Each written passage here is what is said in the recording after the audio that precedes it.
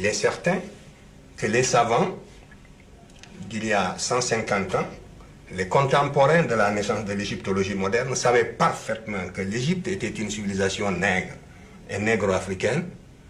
Il ne manquait pas de science, absolument pas. Mais ils ont falsifié sciemment l'histoire. Cheikh Anta Diop naît en 1923 dans le village de Tchétou, au Sénégal. Très tôt, il est envoyé chez un maître coranique, puis à l'école française. Le jeune Cheikh Anta est alors profondément marqué par la vision de l'Afrique qui y est enseignée. En 1946, Cheikh Anta Diop part poursuivre ses études en France, à la Sorbonne. Il se rêve en ingénieur en aéronautique. Et pour cela, il mène un double cursus en sciences humaines et en sciences exactes. Diop suit les enseignements du philosophe Gaston Bachelard et de l'ethnologue Marcel Griaule. Il choisit de se spécialiser en chimie au Collège de France, sous la direction de Frédéric Joliot-Curie. À Paris, Diop fréquente les milieux intellectuels qui militent pour l'indépendance des pays africains. Les étudiants se retrouvent autour d'Alioune Diop, qui a ouvert au cœur de Paris la librairie Présence africaine. Parmi eux, Aimé Césaire ou encore Léopold Sédar Senghor.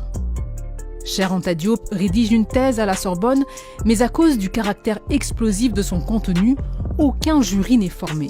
Diop y défend l'idée que la civilisation égyptienne était une civilisation profondément africaine. Ces thèses iconoclastes sont finalement publiées dans Nation Nègre et Culture en 1954. La sortie du livre fait l'effet d'une bombe dans le milieu universitaire. Tu sais que dans le rapport de thèse de sa soutenance de 60, il est écrit en toutes lettres qu'il est hors de question, évidemment, que les thèses défendues par le doctorant fassent l'objet d'un enseignement dans nos colonies. C'est écrit en toutes lettres. C'était très facile à l'époque coloniale. Pour les théoriciens de salon du colonialisme de l'époque, des ethnologues que je ne veux pas citer, ça leur était très facile de tourner en dérision cette littérature naissante, devant des jeunes esprits en formation. L'inconsistance de la formation intellectuelle des générations africaines de l'époque ne permettait pas d'avoir une vue claire là-dessus, et c'était très facile de prendre les Africains de court et de les détourner de cette littérature, de les court-circuiter en quelque sorte, avec des menaces, n'est-ce pas, à peine voilées aussi. On vous disait, si vous suivez Cheikh Anta, eh bien, vous pouvez mettre une croix sur votre carrière. On vous menaçait de tous les foudres du monde, etc. Vous le saviez bien. À partir du moment où un peuple ne contrôle plus son système éducationnel, n'est-ce pas, qu'il ne peut plus transmettre librement les connaissances et ce qu'il croit utile de savoir dans la vie, quand un peuple se substitue à sa place pour le faire, c'est fini. Est-ce que les Antilles sont un exemple Sans aucun doute, non pas seulement les Antilles, mais nous tous. Et quand je suis tombé sur l'Égypte, mes camarades le savent de ma génération, j'étais gêné. Ça ne m'intéressait absolument pas de tomber sur l'Égypte, pour ce que je cherchais. C'est le fil conducteur, c'est la continuité, c'est la restauration de la conscience historique qui m'intéressait.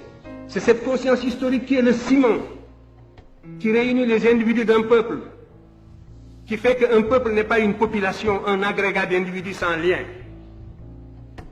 C'est ce sentiment historique seulement que je voulais restituer, restaurer. À partir de 130 000 ans, les Noirs étaient déjà là comme vous et moi. Et il n'y avait que eux sur la terre. Il n'y avait pas d'autres races, ça il faut le savoir. Il n'y avait pas sur la terre d'autres formations anthropologiques que des Noirs sur la terre de 130 000 ans à moins 20 000 ans. Je n'ai pas le temps de m'étendre sur les industries préhistoriques comme les industries de l'homme orignacien que je vous montrerai tout à l'heure, qui est le premier habitant de l'Europe et qui était un Noir. Et c'est cet homme qui est resté en Europe pendant 20 000 ans, qui a subi des mutations dans les conditions de la glaciation virmienne, la dernière glaciation qui a duré 100 000 ans. Et c'est au cours de ces mutations que la race blanche va apparaître seulement vers moins 20 000 ans. Ici, vous avez le premier roi de la terre. C'est Narmer qui a unifié la vallée du Nil en 3200. Voyez-le, il n'est ni sémite, ni indo-européen, c'est un nègre caractérisé. Voici Aménophis Ier.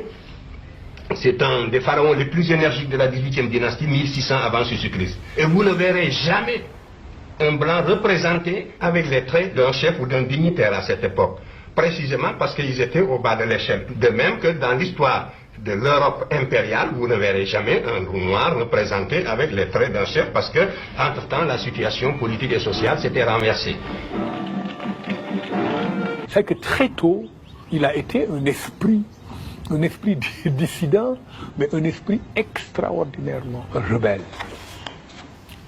À l'époque, il s'agissait de parler latin ou grec, quoi. C'est Césaire qui parle dans Discours sur le colonialisme des élites africaines décérébrées. Ces gens, on leur avait enlevé littéralement le cerveau. Mais cher, son cerveau est resté intact du premier au dernier jour.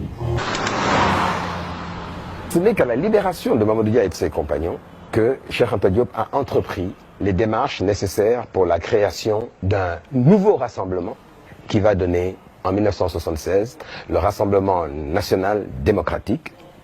Le président Senghor lui a refusé le récépissé de reconnaissance jusqu'à son départ le 1er janvier 1981.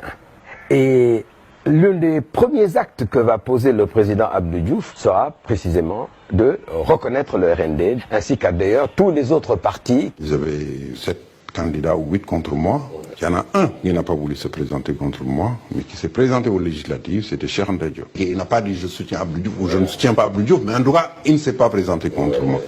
Cheikh Anta Diop, Senghor, ce sont les deux visages du Sénégal. Et Cheikh Anta Diop a été une espèce de contre-pouvoir à lui tout seul, en pesant sur la conscience de Senghor. Cheikh Anta Diop le dérangeait certainement plus que les formations politiques marxistes. Mais cela dit, mieux vaut un président qui bataille, même de manière ambiguë sur le terrain linguistique, qu'un président qui fusille ses opposants et les met en prison, quoi, voilà. Après avoir créé un laboratoire de radiocarbone, Diop devient en 1980, après le départ du président Senghor, professeur d'histoire ancienne à l'université de Dakar. Il y enseignera jusqu'à sa mort, le 7 février 1986, à 63 ans. Si réellement l'égalité intellectuelle est tangible, l'Afrique devrait, sur des thèmes controversés, être capable d'accéder à la vérité par sa propre investigation intellectuelle, se maintenir à cette vérité jusqu'à ce que l'humanité sache que l'Afrique ne sera plus frustrée, que les idéologues perdront leur temps parce qu'ils ont rencontré des intelligences égales qui peuvent leur tenir tête sur le plan de la recherche de la vérité. Mais vous êtes persuadés que pour qu'une vérité soit valable et objective, il faut qu'elle sonne blanche. Mais ça, c'est un repli de notre âme qui doit disparaître. Vous serez bien amenés un jour à nous relayer sur le terrain où nous nous situons aujourd'hui. C'est moi qui vous le dis. Ce que nous voulons, ce que nous visons dans votre éducation, c'est de réveiller justement le bâtisseur de nations qui dort en chacun de vous. C'est de réveiller le créateur qui dort en chacun de vous. Par conséquent, il n'y a qu'un seul salut. C'est la connaissance directe. Et aucune paresse ne pourra nous dispenser de cet effort. Il faudra absolument acquérir la connaissance directe. À formation égale, la vérité triomphe. Formez-vous, armez-vous de science jusqu'aux dents, c'est ce que j'ai dit à Obenga. Et arrachez votre patrimoine culturel, quel que soit le domaine d'ailleurs. Ce n'est pas seulement dans le domaine culturel. Et de se maintenir au niveau de cette vérité en prenant des mesures conservatoires jusqu'à ce que tout le monde joue le même jeu, jusqu'à ce que l'on sache que la supercherie est finie. Comment il est mort, cher? Cheikh Anta Diop, si tu veux mon avis, c'est toute l'Afrique qui a perdu encore, qui a raté le coche.